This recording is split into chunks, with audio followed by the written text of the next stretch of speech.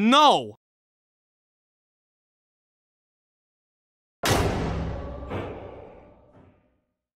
Another day, another 80s cult classic horror. Yes, I haven't seen this yet.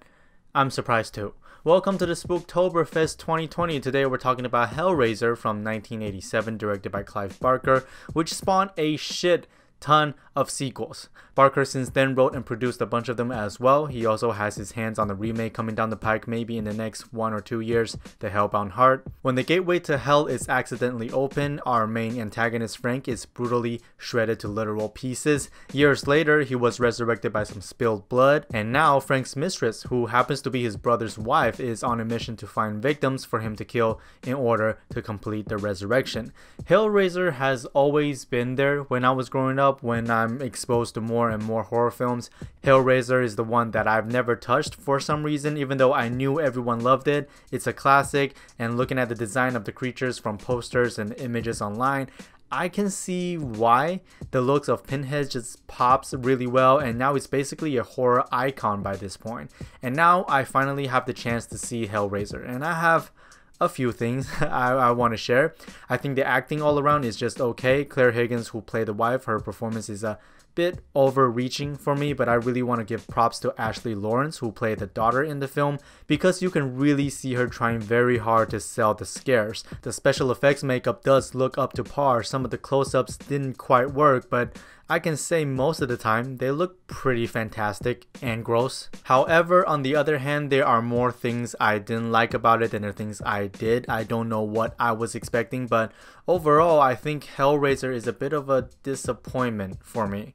When it comes to the characters, even though the film set up some really real things for the characters to worry about in the first act, there's not a single character I remotely gave a shit about, so at the end I really didn't care who made it out alive and who didn't. And I think part of it probably goes to the made-for-TV quality this film has. It feels like a well-made TV movie where you can tune in at any point of the movie. You probably have no problem understanding everything in regards to character work. There's I guess a boyfriend character that's just kind of hanging around. He does nothing to the story. There's a guy who shows up once in a while looking like a hobo, who I call the cricket guy. I still struggle to comprehend any runtime dedicated to him.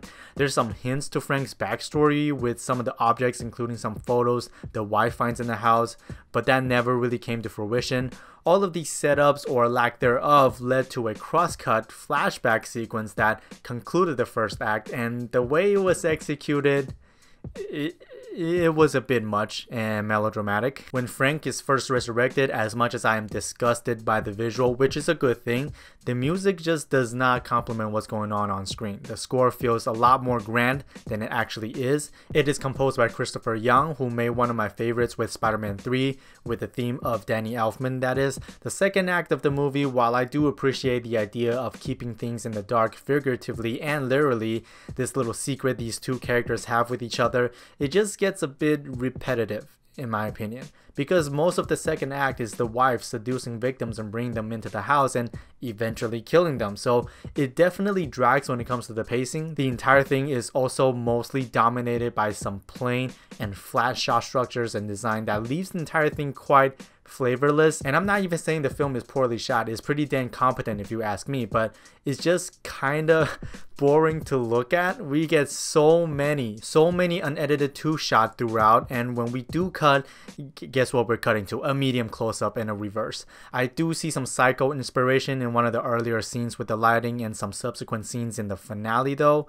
The horror of Hellraiser, in my view, comes from the guilt the wife character is experiencing, and I guess you can see Pinhead and the Cenobites, and to make it on the nose, the resurrection of Frank as the visualization of that guilt. I love the makeup. Again, they look fantastic. And the four main demons that are summoned here, Pinhead being the leader, I guess, he doesn't even he doesn't even look that good in my opinion. He comes out every once in a while and be like, "Oh, pain and suffering is good, pleasure bad.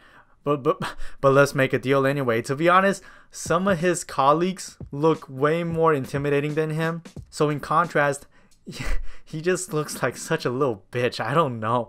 Overall, despite some spectacle, a lot of the details and groundwork are simply ignored. I would much rather see other 80s horror over this. I'm thinking a decent C+ on this one. Feel free to debunk and butcher me in the comments, and I'll see you tomorrow.